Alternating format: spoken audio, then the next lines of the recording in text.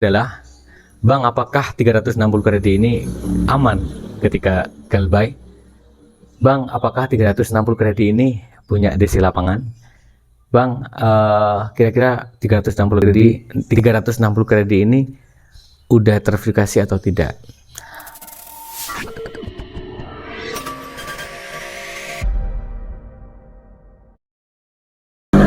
Assalamualaikum sahabat ilmu. Selamat pagi dan selamat berjumpa kembali di channel Ilmu Official.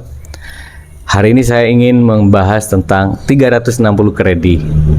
Jadi ada pertanyaan yang datang dari berbagai macam, mulai dari komentar yang ada di YouTube, juga dari beberapa orang yang kemudian mengajukan pertanyaan langsung ya.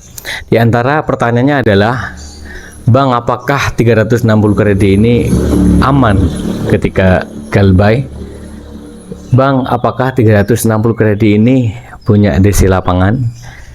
Bang, kira-kira 360 kredit ini udah terverifikasi atau tidak?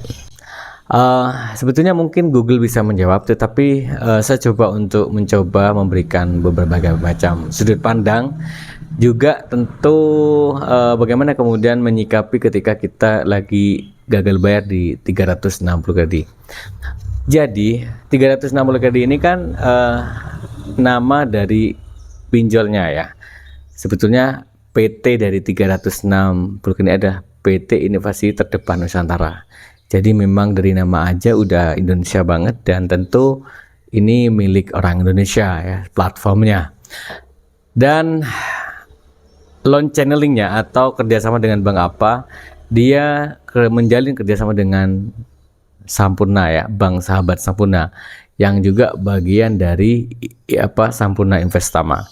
Jadi uang yang dipakai untuk disalurkan itu dari Bank Sampurna, dan platformnya yang kalian install 360 kredit itu dari PT Inovasi Terdepan Nusantara. Dan yang nggak menarik adalah bunganya juga cukup tinggi. Dan meskipun misalnya kampanyenya adalah ingin menjadi bagian dari bagaimana istilahnya menjadi terdepan di dalam membangun UMKM di Indonesia, tapi faktanya kalau pinjol itu bukan membangun UMKM, tapi solusi ketika orang lagi kepepet utang ya. Saya kira jangan terlalu berlebihan lah dalam kampanye pinjol ini. 360 kredit ini teman-teman ya, itu aman secara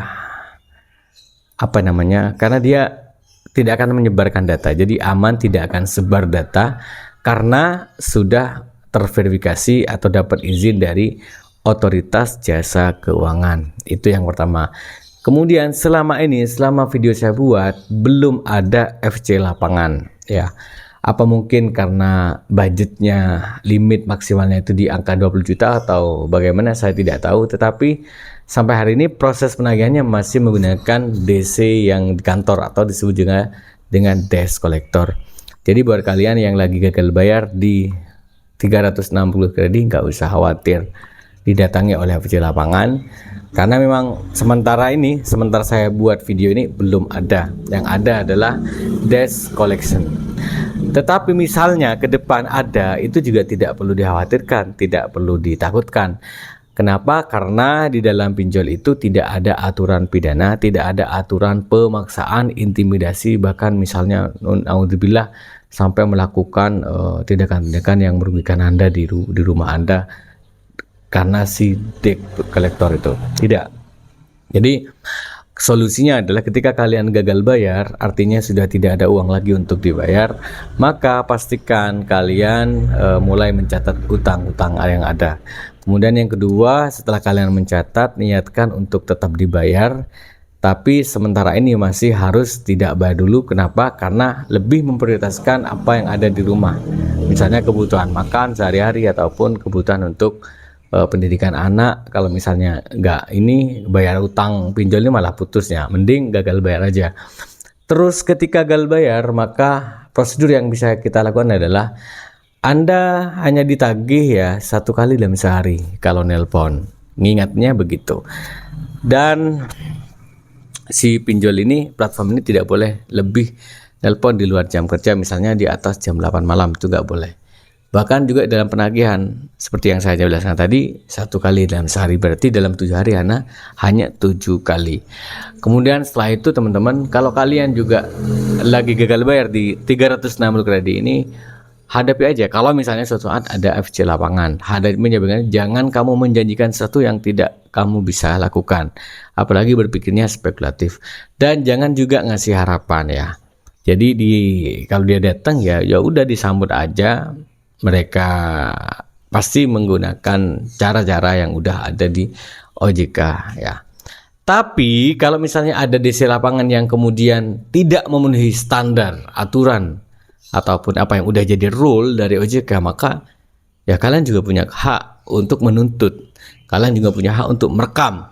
Kalian juga punya hak untuk melaporkan, seperti itu ya. Jadi teman-teman, tidak usah khawatir ketika kalian gagal bayar di pinjol. Dan selalu saya ingatkan, jangan kalian menghubungi yang namanya joki ya.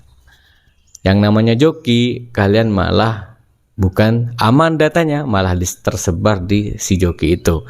Itu yang pernah. Yang kedua, si joki ini banyak bohongnya ya. Dan jelas itu melarang aturan pinjol, karena nggak boleh dalam melakukan pinjaman itu dibantu pihak ketiga, apalagi pihak ketiga si joki itu minta bayaran persenan. Dan yang lebih parah lagi adalah kalau si joki kemudian punya modus membuat kalian, misalnya mohon maaf, kalian diarahkan melakukan fake order dengan aplikasi paylater yang kalian punya, misalnya ke sebuah toko yang direkomendasikan oleh si joki. Padahal faktanya toko yang direkomendasikan oleh si joki itu adalah teman mereka juga, atau mungkin tokonya sendiri, yang kemudian yang dikirim adalah barang fake, dan artinya uangnya masuk ke toko itu. Dan apa yang mereka janjikan, misalnya kamu akan dikasih uang 80%, 70%, itu bullshit, itu tidak mungkin. Itu modus penipuan yang dilakukan oleh DC, dan akhirnya yang terjadi Pak, kalian yang ditagih, kalian juga nggak dapat uang. Jadi hindari jasa di dalam perbankan, hindari jasa di dalam joki pinjol. Mereka selalu menipu kalian dengan cara-cara mengklaim, menganggap dirinya kenalan dengan si debt collector, bisa ngatasi debt collector, bahkan juga menganggap punya jasa IT yang canggih yang bisa backup data, menembus dan semacam. Kalau begitu suruh ambil uang sendiri daripada nyuruh kalian. Kan nggak logis kayak gitu, nggak masuk akal banget kayak gitu. Jadi kalau ada joki kemudian menganggap dirinya bisa menghapus data, nah kenapa nggak datanya sendiri yang suruh hapus?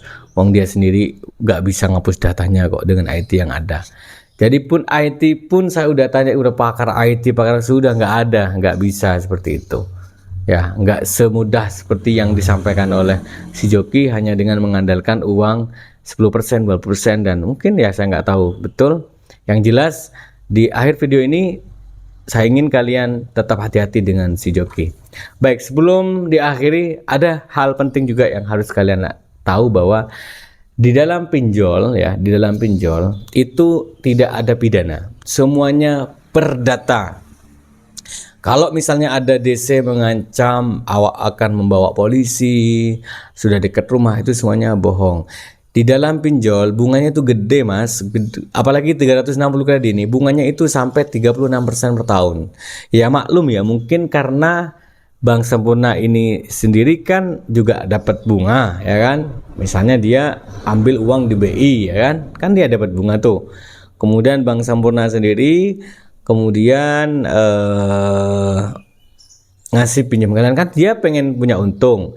Nah 360 kredit juga ingin punya untung, makanya kemudian kalian kena bunga sampai 36% per tahun, dan angsurannya cuma maksimal setahun. Jadi 3 bulan, setahun, itu pun berdasarkan skor kredit yang kalian lakukan. Jadi kalau misalnya kalian lancar di awal, akan ditambah, akan dipulihkan sampai ke angsuran yang bulanan, seperti itu.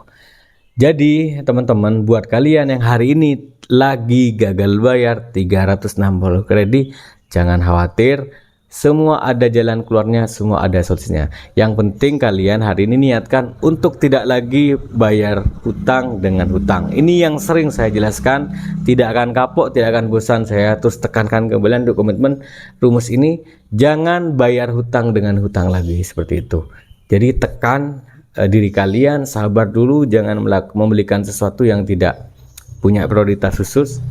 Apalagi kalian masih ekonominya masih menengah ke bawah misalnya, apalagi sampai kena judol, naudzubillah waliyadzubillah. Jadi sahabat ilmu, semoga yang nonton video ini rezekinya dilancarkan, dimudahkan, dan berkalian untuk melakukan pembangunan booster mental, bisa kalian saling sharing di grup yang saya bangun.